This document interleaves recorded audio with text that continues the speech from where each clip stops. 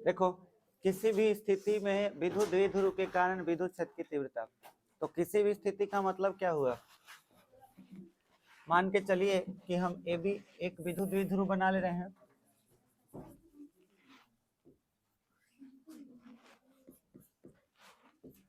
और इस पे हम चार्ज ले रहे हैं प्लस क्यू और माइनस क्यू। ठीक है, ठीक है। इसको बताने के बाद हमको याद दिलाएगा, ऑब्जेक्टिव क्वेश्चन आपको इस पर कराना है। ठीक है, ध्यान दीजिए ऑब्जेक्टिव क्वेश्चन क्या क्या पूछता है वो देखिए।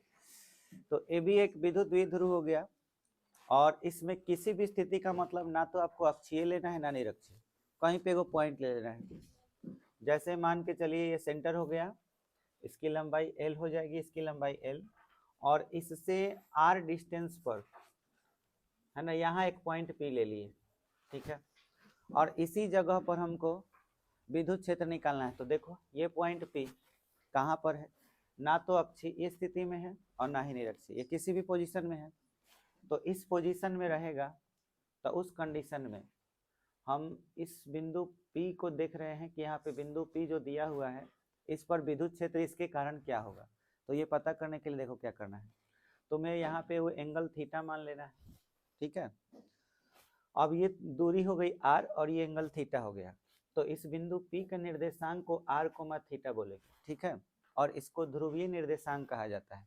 मतलब ये वो वाला निर्देशांक नहीं है एक्स वाई वाला, ऐसे भी दिखाया जाता है, जिसमें पहला वाला जो वैल्यू है वो किसको दिखाएगा, दूरी को दिखाएगा, और दूसरा वाला किस चीज को दिखाएगा, कोण को। तो हम ये आर थीटा नहीं भी लिखते तो इसका मतलब हो जाता है पी आर कोमा थीटा, मतलब दूरी आपका आर है और एंगल क्या है, थीटा। अच्छा एक और बात, आपको मालूम होगा माइनस क्यू से प्लस क्यू की ओर किसकी दिशा होती है, विद्युत द्विध्रुव आघूर्ण का, याद आया, पी का दिशा। और अगर इस डायरेक्शन में आपका वेक्टर पी है इधर, तो इसका दो कंपोनेंट होगा। अगर हम एक अक्ष वाई अक्ष का कल्पना करें तो जैसे मान के चलिए हाँ एक सदिश राशि हुआ इधर वेक्टर पे माइनस क्यू से प्लस क्यू की ओर।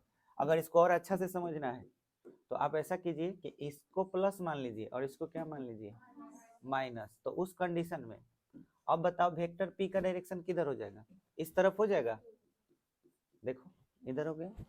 अब ये एक सदिश राशि है, हम चाहते हैं कि इसके लिए हम एक्स अक्ष और वाई अक्ष का कल्पना करें।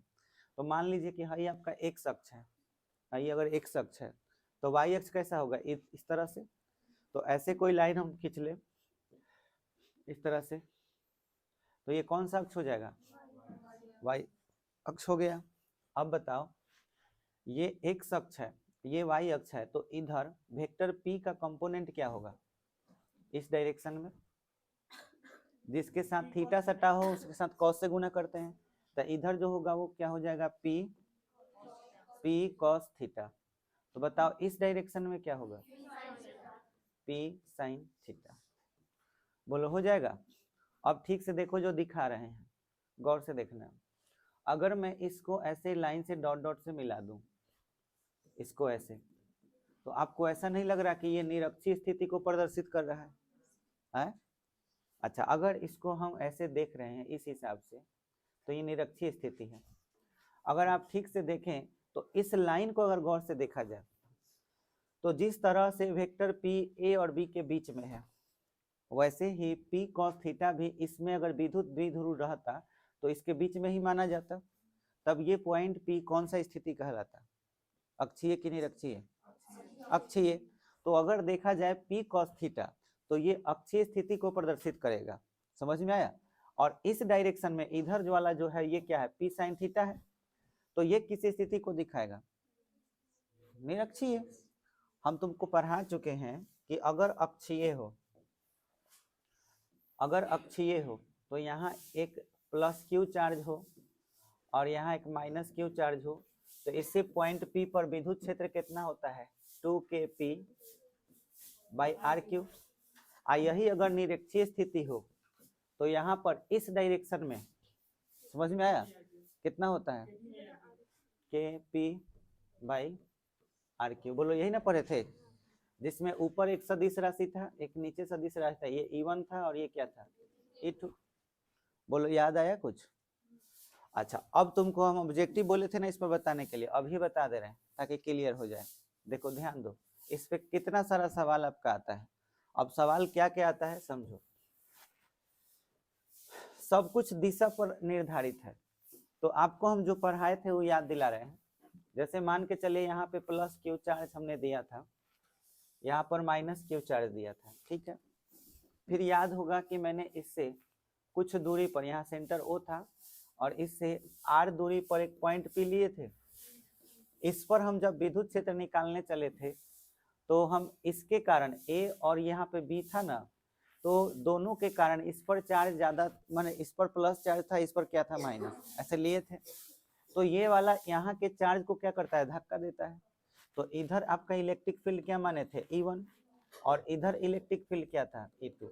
लेकिन दोनों में ज्यादा कौन है, E2, क्योंकि ये नजदीक वाला चार्ज माइनस क्यू इसको खींचता है, तो E2 ज्यादा था। तो अब मैं कहूँ कि E1 का वैल्यू मान के चलो 10 है और E2 का वैल्यू मान के चलो 18 है, तो इस पर नेट कितना लगेगा, नेट इलेक्ट्रिक फील्ड कितना होगा, 8 होगा। और 8 की दिशा किधर होगी, E2 की तरफ होगी। अच्छा, अब थोड़ा सा हमको ये बताओ, ये वेक्टर P का दिशा किधर से किधर होता है, माइनस क्यू से प्लस की ओर, यही ना होता है। तो अब आप गौर से देखिए, यहाँ पे ई नेट का जो वैल्यू आ रहा है, ई नेट का जो वैल्यू आ रहा है, यानी अक्षीय स्थिति का ई नेट, जिसको हम लोग क्या बोलते हैं, अक्षीय, ई अक्षीय का जो वैल्यू आ रहा है, क्या वेक्टर पी के दिशा में ही आ रहा है? वेक्टर पी का दिशा किधर है, माइनस क्यू से प्लस क्यू की ओर। ई अक्षीय का जो तीव्रता का दिशा है, ई नेट का जो दिशा है, वो भी किधर है, माइनस क्यू से। जिधर पी जा रहा है उधर ही ई नेट है, यानी अक्षीय। तो अब आपसे पूछा जाए कि अक्षीय स्थिति में, है ना, अक्षीय स्थिति में विद्युत क्षेत्र की तीव्रता, अक्षीय स्थिति में विद्युत क्षेत्र की तीव्रता होती है, ऑप्शन ए वेक्टर पी के बराबर, सॉरी वेक्टर पी के समांतर, है ना। ऑप्शन बी में रहे वेक्टर पी की दिशा में, ऑप्शन सी में रहे कि वेक्टर पी के संगत, और ऑप्शन डी में रहे इनमें सभी। तो आंसर क्या, तो इनमें सभी होगा। वेक्टर पी के समांतर बोल लो, या भी वेक्टर पी के संगत बोल लो, या भी वेक्टर पी के दिशा में बोल लो, इन सब के दिशा में ही होगा। अच्छा, क्या उल्टा करेंगे तो यही बात रहेगा कि बदल जाएगा, तो चेक करके देख लेते हैं। जहां प्लस है वहां पे अगर मान के चलो माइनस क्यू रहता, ठीक, और जहां माइनस है वहां क्या रहता, प्लस, तब वेक्टर पी की दिशा अब किधर हो जाती, वेक्टर पी की दिशा इस डायरेक्शन में हो जाती। अब थोड़ा सा यहाँ पे देखते हैं कि यहाँ पे क्या होता है। मान के चलो कि यहाँ पर इसके कारण इधर फोर्स लगता E1, माइनस क्यू क्या करता, खींचता। अच्छा, E2 क्या करता, धक्का देता, E2। अब बताओ ज्यादा बल कौन किसका होता, E2 का ज्यादा फोर्स होता। अब E2 का वैल्यू मान के चलो 18 है, E1 का वैल्यू मान के चलो कि 10 है, तो नेट कितना होता, 8, किधर, इस डायरेक्शन में 8 जो होता है, इसी को ना ई अक्षीय बोल रहे हैं। अब बोलो जिधर 8 है उधर ही वेक्टर पी है कि उल्टा है, उधर ही है, यानी हमेशा परिणामी बल कैसा, परिणामी विद्युत क्षेत्र किधर आ रहा है, वेक्टर पी के समांतर या के दिशा में। तो आपसे पूछा जाए कि वेक्टर पी और वेक्टर ई, है ना, अक्षीय स्थिति में इनकी दिशा कैसी होती है, समान होती है। समझ में आया, ये एक ऑब्जेक्टिव क्वेश्चन एग्जाम में आता है। अब यही निरक्षीय का पूछेगा, तो निरक्षीय में दिशा समझ लो, याद करो। अब इस पर हम दोनों कंडीशन में देख रहे हैं, मान के चलो यहाँ पे प्लस क्यू चार्ज दे दिए, यहाँ पे क्या दे दिए, माइनस क्यू। अब याद होगा यहाँ से ऐसे हमने दिया था, यहाँ पे पॉइंट पी ले लिए थे। बोलो यहाँ वाला चार्ज इधर धक्का देता है और ये वाला इधर खींचता है, तो नेट फोर्स इधर आया, ई नेट यही ना हुआ, इसको हम ई निरक्षीय बोलते हैं, ई निरक्षीय, ये ई निरक्षीय है, माने नेट आपका हाई E1 होता था और ये क्या होता था, E2, ये धक्का देता था। अब देखो वेक्टर पी का डायरेक्शन किधर है, माइनस क्यू से। अब गौर से देखो, जो नेट फोर्स है, नेट इलेक्ट्रिक फील्ड है ना, वो वेक्टर पी के क्या है, विपरीत दिशा में है, लेकिन समांतर है कि नहीं है, तो समांतर तो होता है, लेकिन परिणामी जो विद्युत क्षेत्र होता है वो वेक्टर पी के क्या होता है, विपरीत दिशा में होता है। ये बात समझ में आया। विपरीत दिशा में ये ऑलवेज होगा। क्या उल्टा करेंगे तो ऐसा ही रहेगा या बदल जाएगा? तो गौर से देखो, इसको अगर ऐसे पलटेंगे तो ये भी पलट जाएगा, तो इसमें कोई परिवर्तन नहीं होगा। उस समय भी अगर हम यहाँ पे माइनस क्यू चार्ज भी ले लेते हैं, यहाँ माइनस क्यू चार्ज भी ले लेते हैं और यहाँ पे प्लस क्यू चार्ज लेते हैं, तो उस कंडीशन में फिर से ये धक्का देगा इधर फाई वाला, और ये वाला क्या करेगा, खींचेगा, तो ई नेट इधर आएगा। उस कंडीशन में अब माइनस क्यू से प्लस पी की ओर ही ना वेक्टर पी होगा, तो फिर से देखो उल्टा हो गया। तो दोनों में फर्क समझ में आया? दोनों में क्या फर्क है? अक्षीय स्थिति में समांतर भी है और एक दिशा में भी है, अनिरक्षीय स्थिति में समांतर तो है लेकिन विपरीत दिशा में है। और यही कारण है कि विपरीत हो जाने की वजह से इसका तीव्रता थोड़ा कम हो जाता है। इसका तीव्रता जो होता है वो kp/r क्यू होता है। अब वही अगर इस पॉइंट की बात करें तो यहाँ पर 2kp/r क्यू, यानी इनका और इनका कितना का अनुपात होता है, 2:1। समझ में आया?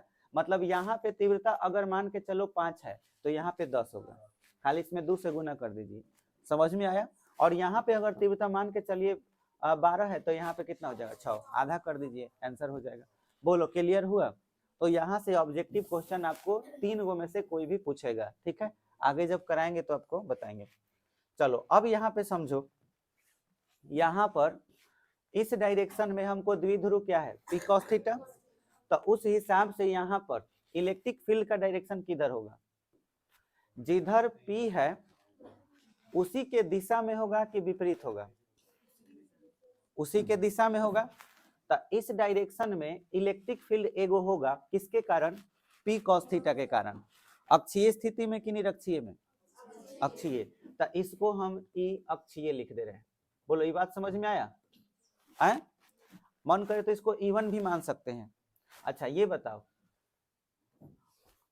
यहां पर अब इसके कारण तीव्रता किधर होगा, वेक्टर P तो इधर है, ये देखो P sin थीटा इस डायरेक्शन में है, तो यहाँ पे विद्युत क्षेत्र कितना होगा, किधर होगा, ऊपर की नीचे, ऊपर, क्योंकि उल्टा होगा, समांतर तो होगा लेकिन उल्टा होगा। P sin थीटा नीचे है तो हमारा निरक्षीय स्थिति में ये आपका ई निरक्षीय हो जाएगा। अब बताओ, एक ही पॉइंट पर दो दो विद्युत क्षेत्र लग रहे हैं, तो परिणामी विद्युत क्षेत्र कहाँ होगा, बीच में होगा। परिणामी विद्युत क्षेत्र हमारा यहाँ बीच में होगा, ठीक है, ऐसे। और इसी को हम लोग ई नेट कहेंगे। समझ में आया?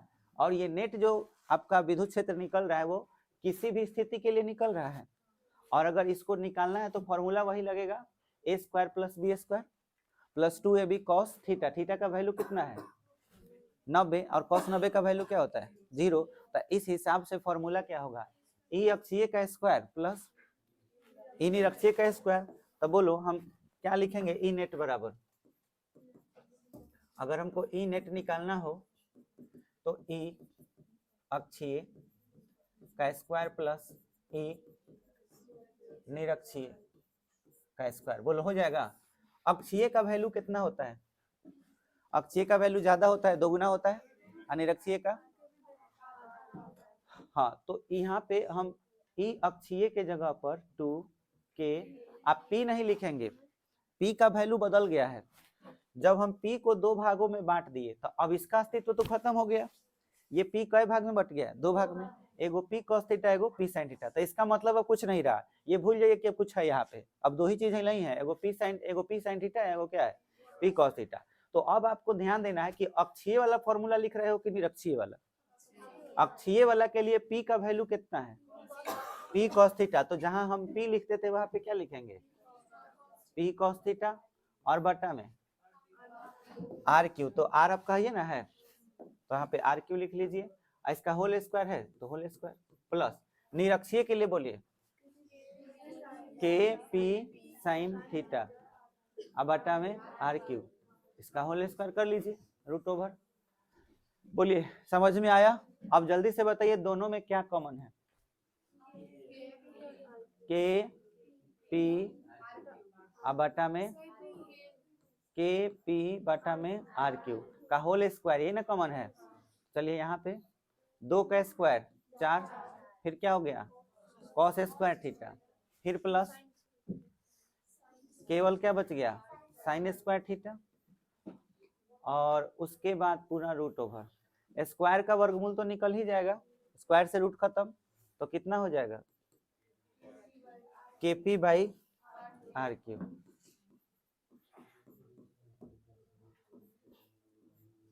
KP by R Q. Root के अंदर जो बच गया वो देखो, 4 कॉस स्क्वायर है ना, इसको हम 3 cos square theta plus cos square theta plus sine square theta लिख सकते हैं, देखो है ना। तो बोलो इतना का वैल्यू क्या हो जाएगा, 1। तो हम इसको सीधा सीधी अब लिख सकते हैं कि ई नेट बराबर के P by R Q root under 1 plus 3 cos square theta. ये हमारा फॉर्मूला हो गया। या इसी को आप दूसरा तरीका से भी लिख सकते हैं, ई नेट बराबर 1/4 पाई एप्सिलॉन नॉट पी बटा में R Q root under 1 plus 3 cos square theta. Check भी कर सकते हैं सही है या गलत। कैसे, अक्षीय के लिए फॉर्मूला होता है 2kp, अनिरक्षीय के लिए क्या होता है kp। तो अक्षीय में एंगल कितना लेना चाहिए, मान के चलो अक्षीय को हमको करना है, तो इसको घुमा के यहाँ थीटा का वैल्यू कितना करना होगा, 0 करना होगा। तो यहाँ 0 करेंगे, तो आप यहाँ पे वैल्यू रख के देखिए, फॉर्मूला में थीटा का वैल्यू 0 रखिए, कॉस 0 का मान 1, 3 आ 1 क्या हो गया 4, 4 का वर्गमूल 2, तो यहाँ 2 आ रहा है, 2 से गुना करो 2kp बाई आर क्यू आ गया। अक्षीय स्थिति के लिए, निरक्षीय के लिए कितना आना चाहिए kp, निरक्षीय में एंगल कितना हो जाएगा 90। जैसे यहाँ फिगर में देखो, इसी को उठा करके ऐसे 90 कर देंगे, ऐसे सीधा हाई वाला जो लाइन है इसे उठा के सीधा कर देंगे, ये पॉइंट यहाँ ला देंगे, ये पॉइंट अगर यहाँ लाओगे तो ये 0 हो जाएगा, और यही पॉइंट यहाँ लेके आओगे तो क्या हो जाएगा 90। अब 90 करोगे तो kp आना चाहिए, तो 90 रखो, cos 90 का वैल्यू 0, बचा क्या 1, 1 का वर्गमूल 1 ही होता है, तो क्या आ गया दोनों आ जा रहा है। इसका मतलब ये अक्षीय के लिए, निरक्षीय के लिए या किसी भी एंगल के लिए सही है। तो आपको kp बाई आर क्यू में सिर्फ क्या जोड़ गुना कर देना है, root under 1 plus 3 cos square theta से। बोलो समझ में आ गया, इतना बात क्लियर हुआ। तो क्वेश्चन तो आप लोग नोट कर ही लिए हैं। अब एक काम कीजिए, आप फिगर बनाइए। मैंने 11th में बल आघूर्ण पढ़ाया था आपको, याद आ रहा है। बल आघूर्ण का मतलब क्या, जब आप किसी वस्तु पर बल लगाते हैं किसी चीज को नचाने के लिए, तो वही बल आघूर्ण कहलाता है। अगर किसी चीज को आप नचाने के लिए बल लगा रहे हैं, जैसे देखो मैं इस पे अगर बल लगाऊं नचाने के लिए, जैसे कि मैं इस तरह से ऐसे मारने के लिए बल लगाऊं, ठीक है, तो यहाँ से ऐसे पकड़ के जब मारेंगे ऐसे जोर से, ठीक है, तो बहुत अच्छा लगेगा। और इसको अगर यहाँ से पकड़ के ऐसे मारा जाए तो दोनों हिसाब से अलग अलग, अब यहाँ से पकड़ के मारेंगे, ठीक है, तो अलग अलग डिस्टेंस के हिसाब से मारेंगे। हाँ हाँ, जैसे मान के चलो कि अगर हम ऐसे मार रहे हैं, ठीक है, यहाँ से, तो कब मजा कब आएगा, जब यहाँ से लास्ट छोर से पकड़ के मारेंगे या बीच से पकड़ के मारेंगे, लास्ट छोर से मारेंगे तो ज्यादा बल लगेगा। अच्छा अब गौर से देखो, इसको जब हम ऐसे बल लगा रहे हैं तो ये डिस्टेंस इंपॉर्टेंट है, और लगाया गया बल, बल का प्रभाव तब ज्यादा हो रहा है जब इसमें दूरी ज्यादा हो, समझ में आया। लेकिन अगर दूरी को कम कर दिया जाए तो बल का प्रभाव क्या होगा, कम हो जाएगा। तो इस वस्तु में ये जो चीज, जो गुण हम देख पा रहे हैं, किसी चीज को नचाने के लिए भी देखा होगा सब, कुटी कल के मशीन देखा होगा सब, है ना, गाय भैंस के खिलाने के लिए गौवत जौन बनाए काटा उटा जाता है, जैसे अंशु जी किए हैं। तो मैं ये बोल रहा था, और सब कोई किया है अपने लाइफ में, तो हम भी किए हैं, और क्या। तो कहने का मतलब है कि उसका नचाने वाला हैंडल देखिएगा कहाँ रहता है, बीच में रहता है, वाह बहुत देखा है सब कुटी पर, और ये रहेला साइड में, साइड में रहता है ताकि उसको नचाने में दिक्कत ना हो, बीच में रहेगा तो दू भर नचाएगा उतने मिजाज हरियर आ जाएगा, समझ में। और ये एकदम साइड में रहना चाहिए। कुम्हार को बर्तन बनाते हुए देखेगा, वो जो बर्तन बनाने वाला जो चाक होता है उसका होल कहाँ पे रहता है, और यह रहता है, ताकि बल लगाने में जो है प्रभाव, जो बल कम लगाए तो भी बहुत अच्छा से नाचे, किसी भी चीज को नचाने के लिए हम कहां से नचाना शुरू करेंगे कि ज्यादा जोर से नचेगा? कहां बल लगाएंगे? साइड में। तो दूरी ज्यादा रहेगी, यानी कि बल के प्रभाव को देखा जाए तो एक तो डिपेंड करता है खुद बल पर। बल का जो प्रभाव है, बल का प्रभाव ये किस बात पर निर्भर करता है? खुद बल पर, और दूसरा किस चीज पर? दूरी यानी आर पर, या आप दूरी को डी भी बोल सकते हैं। तो बल का प्रभाव बल और दूरी दोनों पर निर्भर है। ये दोनों सीधा रिश्ता रखता है कि उल्टा? सीधा। तो इस बल का प्रभाव जो है वही कहलाता है क्या चीज? बल आघूर्ण, जिसको टॉर्क से सूचित करते हैं, टाउ। समझ में आया? तो टाउ जो है समानुपाती है किसके? एफ के, और साथ में डी के भी समानुपाती है। टाउ बराबर फॉर्मूला क्या हो गया? F D. बुझाया? डी बढ़ाएंगे तो टाउ बढ़ेगा, एफ बढ़ाएंगे तो भी टाउ बढ़ेगा। तो टाउ को बढ़ाना है तो ये दोनों बढ़ाएंगे तो ज्यादा बढ़ेगा। ठीक है, इसीलिए फॉर्मूला क्या होगा? टॉर्क बराबर एफ डी, बल गुना दूरी। बल गुना दूरी। हाँ हाँ, कार्य का ही फॉर्मूला है, लेकिन कार्य अदिश राशि है। अब बल आघूर्ण क्या है? सदिश राशि। इसका दिशा एकदम इसके तल के लंबवत होता है। ठीक है, अब इसका मान हम लोग देख पा रहे हैं कि एक विद्युत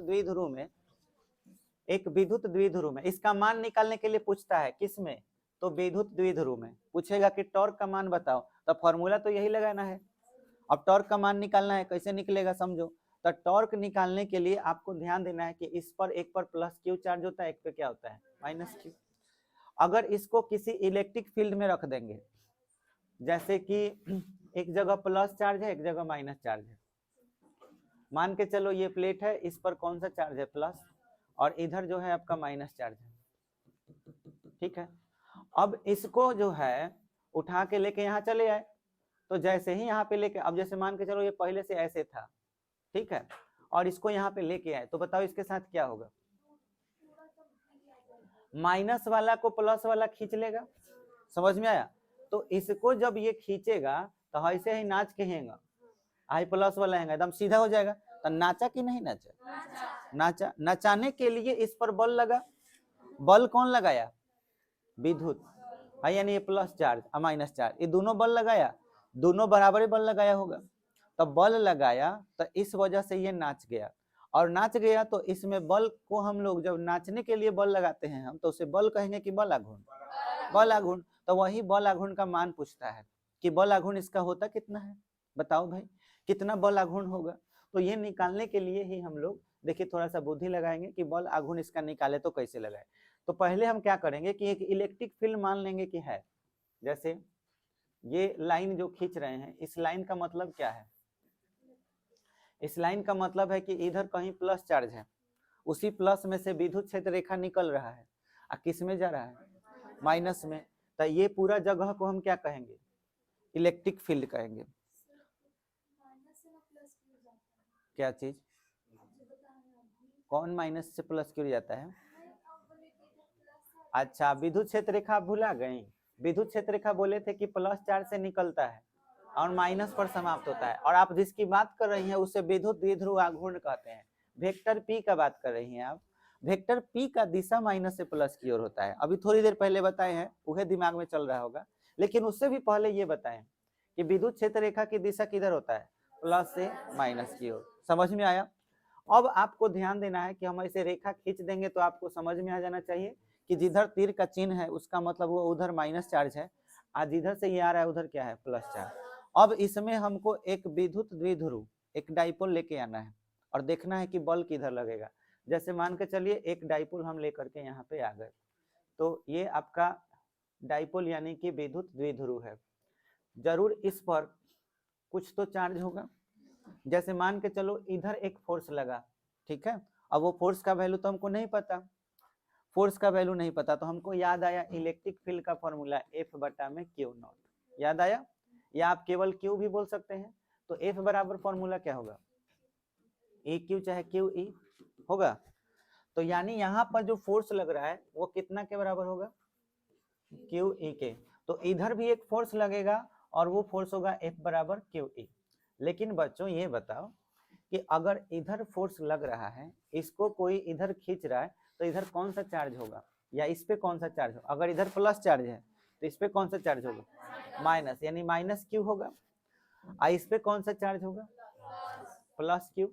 तो इधर आपका प्लस फोर्स लग रहा है, इधर माइनस, तो यहाँ पे फोर्स का वैल्यू निगेटिव हो जाएगा, यहाँ फोर्स का वैल्यू क्या हो जाएगा, पॉजिटिव हो जाएगा। क्लियर हुआ। अब बल लगेगा तो ये नाचना चाहेगा, ऐसे नाच के सीधा होना चाहेगा। तो जैसे ही नाचेगा उसी वक्त हमको काउंट कर लेना है कि इसका बल आघूर्ण कितना था, यानी टॉर्क का वैल्यू। तो टॉर्क का फॉर्मूला क्या होता है, एफ डी। तो एफ तो मिल गया क्यू ई, है ना, माइनस प्लस तो लिखते नहीं है हम, डायरेक्ट क्यू ई लिखेंगे। एफ का मान तो मिल गया कि एफ का वैल्यू कितना है, हाँ, क्योंकि टॉर्क का वैल्यू, टॉर्क का फॉर्मूला है हमारा एफ डी, तो हमको इसका वैल्यू मिल गया क्यू ई। अब हमको डी का मान चाहिए। डी का मतलब क्या होता है, दोनों बलों के बीच की दूरी, दोनों बल का जो दिशा है, उसका जो क्रिया रेखा है, उसके बीच का दूरी। तो हमको यहाँ से यहाँ तक, अब इस बल के बारे में और इसके बल के बारे में देखा जाए, इसको डॉट डॉट से पीछे की ओर बढ़ाएंगे तो देखिए ये बल का क्रिया रेखा हो गया। अब बताइए ये वाला बल और ये वाले बल के बीच का दूरी है ना हुआ, तो इस दूरी को अगर चाहिए तो इस दूरी को हमको क्या मान लेना चाहिए, डी। अब इसी डी का मान चाहिए, तो इस डी के मान के लिए आपको क्या करना होगा कि जो द्विध्रुव देख रहे हो, द्विध्रुव, इस द्विध्रुव का आघूर्ण जो होगा, आघूर्ण वो किधर होगा, माइनस से प्लस की ओर। ये देखो वेक्टर पी, ये क्या कहलाएगा, विद्युत द्विध्रुव का आघूर्ण। ये वाला आघूर्ण इस रेखा के साथ थीटा कोण बना रहा है। अच्छा, हम रेखा तो चारे को खींचे हैं, लेकिन इसमें अनंत रेखाएं होंगी, बहुत सारी क्षेत्र रेखाएं होंगी, बात बुझाया। तो कुछ रेखा ऐसा होगा जो यहाँ से भी गुजर रहा होगा, समझ में आया। तो यह थीटा अगर है तो बोलो यह भी थीटा होगा, है थीटा तो सब होंगे। तो क्षेत्र रेखा, इसको हम लोग वेक्टर ई बोलेंगे। ई जो दिशा आप देख पा रहे हैं, ये किसकी दिशा है, दो वो चीज बोल सकते हो, या तो कहो कि विद्युत क्षेत्र रेखा की दिशा है, या इधर तुम बोल सकते हो कि विद्युत क्षेत्र की दिशा है। विद्युत क्षेत्र की दिशा हमेशा किधर से किधर होता है, प्लस से माइनस की ओर। तब विद्युत क्षेत्र की दिशा इधर हुई, इस डायरेक्शन में।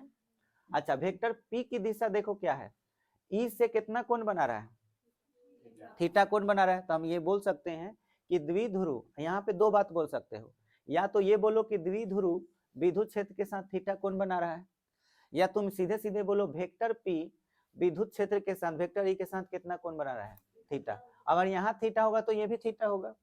इस हिसाब से अगर हम कहें कि हम ऐसा कोई निष्पत्ति लें, ऐसा कोई निष्पत्ति लें जिससे यह दूरी और द्विध्रुव की दूरी दोनों साथ में आ जाए, तो थीटा के अनुसार ये लंब है ना, और ये वाला कर्ण है।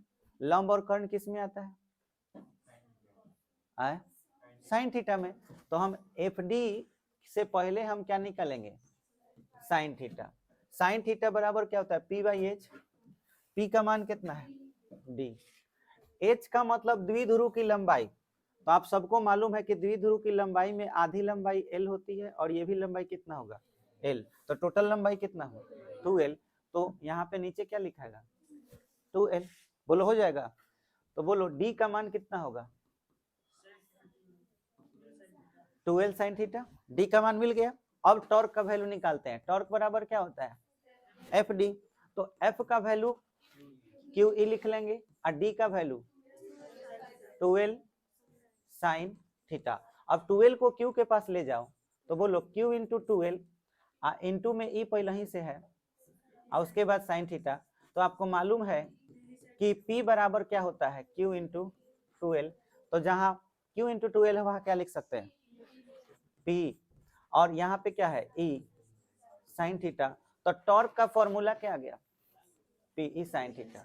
तो ये रहा आपका बल आघूर्ण का फॉर्मूला, किसके लिए, विद्युत द्विध्रुव के लिए। ये विद्युत द्विध्रुव के लिए फॉर्मूला हो गया पी ई साइन थीटा। अब थोड़ा सा एक और चीज, तो आपको बोले थे ना सदिश राशि में प्लस माइनस का चिन्ह नहीं लेते हैं, उसके लिए हम लोग डायरेक्ट वैल्यू लेते हैं, परिमाण लेते हैं, ठीक है। अब बताइए, आपको हम एक चीज पढ़ाए थे, ए बी साइन थीटा कहीं पे लिखा हुआ हो तो इसको vector A cross product vector भी बोलते हैं, याद आया। Vector A cross product vector B बराबर क्या होता है, ए बी साइन थीटा। अब मैच कराइए, एकदम उसके जैसा लग रहा है, ए के जगह पर पी है, बी के जगह पर क्या है ए, तो हम क्या लिख सकते हैं, वेक्टर टॉर्क बराबर vector p cross product vector ए। बात बुझाया। तो आपसे परीक्षा में पूछ देगा कि इनमें से बल आघूर्ण है, और ऑप्शन ए दे देगा vector e cross product vector b vector p, option B में देगा vector p dot product vector e, option C दे देगा vector p cross product vector e, और ऑप्शन डी दे देगा vector e dot product vector p. तो answer क्या हो जाएगा, सी। समझ में आया। ये पूछता है कि निम्न में से बल आघूर्ण कौन है, तो 4 ऑप्शन में से आपका ये याद रखना है, पी। बुझा गया। ये सवाल पूछता है हाँ। कौन सा, बिल्कुल नहीं होगा, ये गलत हो जाएगा।